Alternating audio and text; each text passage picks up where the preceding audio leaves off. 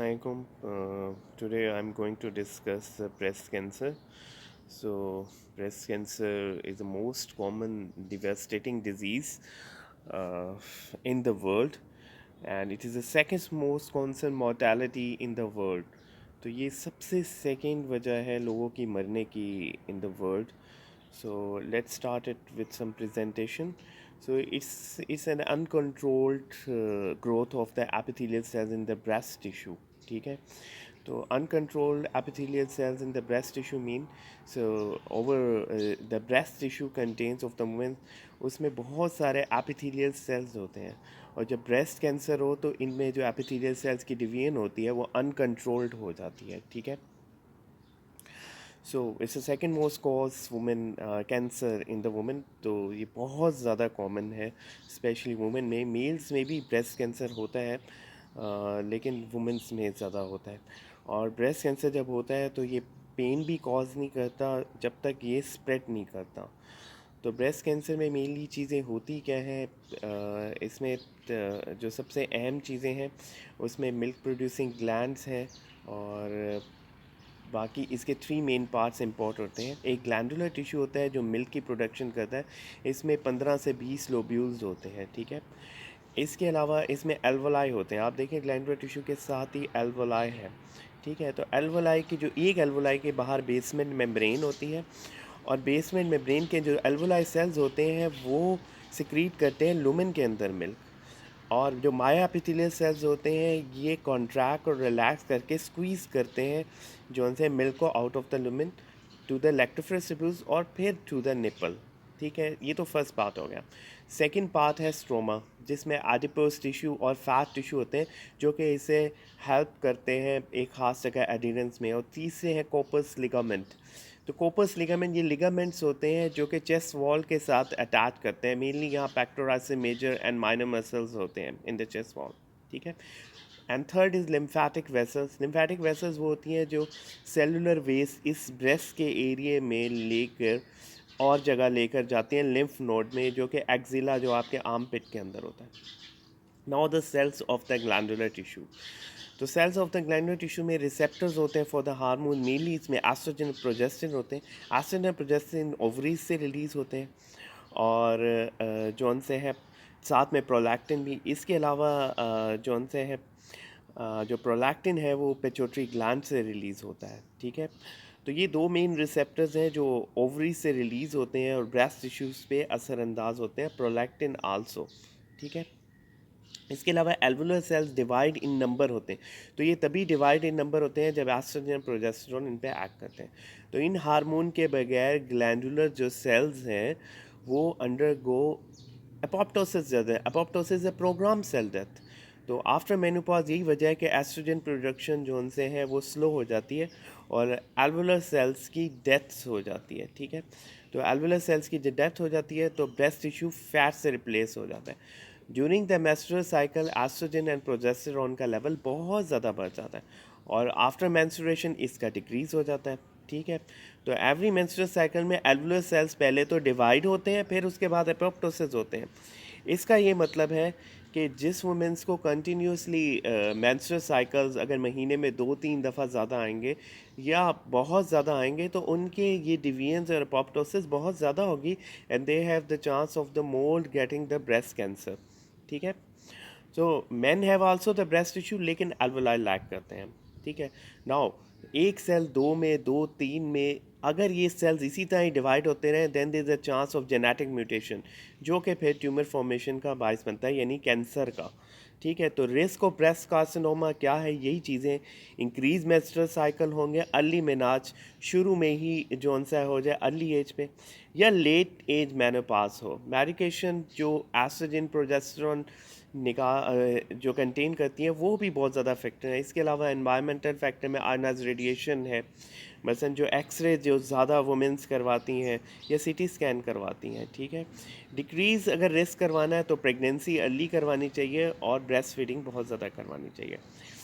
कौन कौन से जीन्स हैं जो इससे रिलेटेड है उसमें ट्यूमर सप्रेसर जीन्स हैं जिसमें मेन ब्रेस्ट कैंसर BRCA1 और BRCA2 है और T553 है. जो TP53 है ना सिर्फ ब्रेस्ट कैंसर बल्कि हमारे जितने भी सेल्स हैं ये इनकी डिवीजन्स को स्लो कर देता है, ताकि अगर अनकंट्रोल डिवीजन हो भी रही है तो ये उन पर एक्ट करके वो कम कर देता है। बाकी BRCA1 और BRCA2 ये भी मेन हमारे ट्यूमर सप्रेसर जीन्स हैं, ठीक है। They low in the breast tissue also in the male. तो ये ऑटोसोमल डोमिनेंट होते हैं। अगर इनमें म्यूटेशन आ जाए तो ये म्यूटेशन हेरिटेड भी हो सकती है, यानी family to family cousin marriages भी हो सकती है।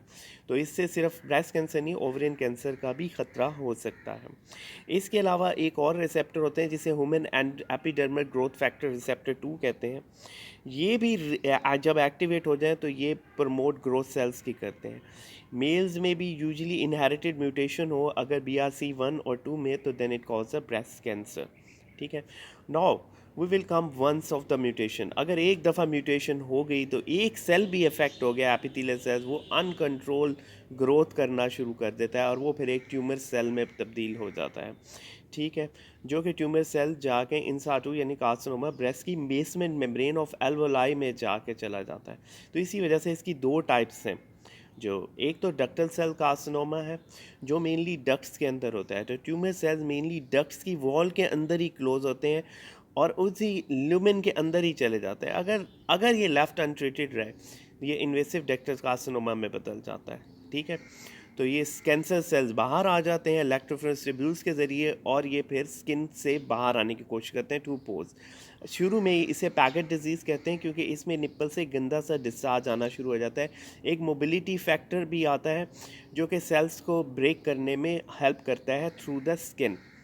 बाकी इसमें इन्फ्लेमेशन हो जाती है, रेडनेस हो जाती है और एक्स्ट्रा सेलुलर फ्लूइड, जितना भी फ्लूइड अंदर बन रहा होता है वो सारा स्किन से ब्रेक करके बाहर आ जाता है, ठीक है। The second is the lobular carcinoma. तो लोबुलर कार्सिनोमा जो सा होता है वो मेनली क्लस्टर और लोब्यूल्स के अंदर होता है। तो cluster of tumour cell lobule के अंदर बनते हैं। ये डक्ट्स को इन्वेड नहीं करता, सिर्फ एल्वोलाई को एनलार्ज कर देता है, ठीक है ना। ये सेल से बाहर जाता है तो ये इन्वेसिव नहीं है, इतना ख़तरनाक नहीं है, लेकिन कैंसर तो है ये, but it is not an harmful cancer, ठीक है।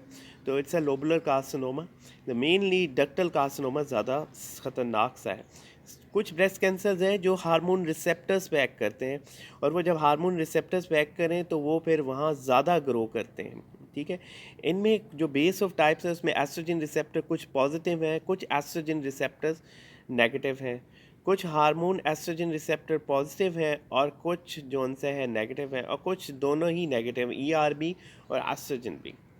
कॉम्प्लिकेशंस जोन सी इसकी होती हैं, ट्यूमर जाहिर बात है लोकल जगह वहाँ रेडनेस कर देता है और जितने भी ये कूपर्स लिगामेंट है, सस्पेंसरी लिगामेंट, उनको भी डैमेज करके फाइब्रोसिस हो जाती है, धागे बन जाते हैं।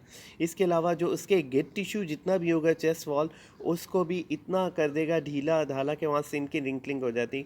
और इसके अलावा लिम्फेटिक वेसल, ये सबसे अहम है, लिम्फेटिक वेसल्स को ब्लॉक कर देगा। जितनी भी लिम्फेटिक वेसल्स हैं उनमें जाके स्वेलिंग करेगा, सस्पेंसरी लिगामेंट्स को भी जो उनसे है बहुत ढीला ढाला कर देगा और स्किन को स्ट्रैच होने नहीं देगा।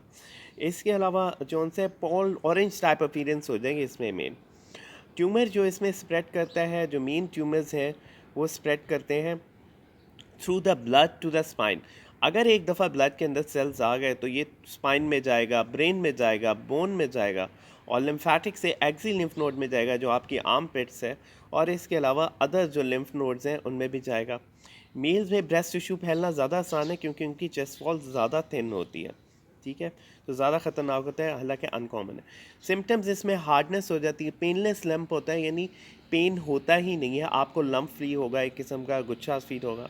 ज़रूरी अपर और आउटर चेस्ट में होगा। स्वेलिंग जोन से आपके आर्म पिट के अंदर भी स्वेलिंग हो जाएगी। इसके अलावा आपका ब्रेस्ट है वो इमोबाइल हो जाएगा और फिक्स हो जाएगा। आप इतना ज़्यादा इमोबाइल, मतलब आप मूवमेंट उसके साथ नहीं कर सकते, ठीक है। और इन्फिल्ट्रेशन, अगर कैंसर सेल इन्फिल्ट्रेट कर दें पैक्टोरस मसल्स में तो बिल्कुल ही इमोबाइल, स्किन की डिपलिंग हो जाएगी और इसके अलावा फाइब्रोसिस हो जाएगा। जो जितनी भी इलेक्ट्रोफोरेस ट्यूब्यूल्स होंगी जो दूध बनाती हैं वो भी सारे के सारा उसमें फाइब्रोसिस हो जाएगी। पैकेट डिजीज़ तब होगी जब निप्पल से गंदा किस्म का मवाद आना शुरू हो जाएगा। डायग्नोसिस कैसे हो सकती है? डायग्नोसिस की बहुत आसान है। सबसे पहले तो आप लंप को फील करें तो इजीली डिटेक्टिव है अर्ली स्टेज में। और फ़ौरन डॉक्टर के पास जाएँ। दूसरा रेगुलर स्क्रीनिंग करना जिसमें मैमोग्राफी है। मैमोग्राफी आपके टिश्यूज़ को, ब्रेस्ट टिश्यूज़ को आसानी से देख लेता है कहाँ ज़्यादा है। इसके अलावा ultrasound, MRI, CT scan is not usually done for it. Biopsy या स्वेलिंग सबसे अहम है। अगर लंप आपको फील हो भी जाए तो आप डॉक्टर के पास जाएँ और उनसे बायोप्सी लिखवाएँ और सेल की साइटोलॉजी करवाएँ। साइटोलॉजी का मतलब है वो एक सेल लेंगे और आपका देखेंगे कि वेदर ये कैंसर सेल है या आम सेल है। अगर फ्लूइड आ रहा है तो उसकी भी सैम्पलिंग करवाना ज़रूरी है।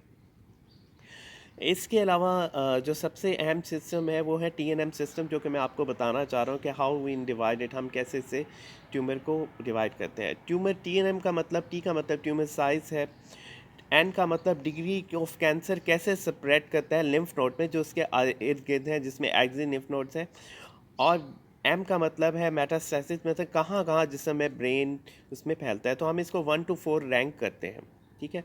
तो कम्बिनेशन ऑफ सब स्टेज डिटरमाइन कि हम कहते हैं कि 0 to 1 to 5 कि स्टेज 1 है, स्टेज 2 है, स्टेज 3 है। जो ट्रीटमेंट है वो बेस ऑफ टाइप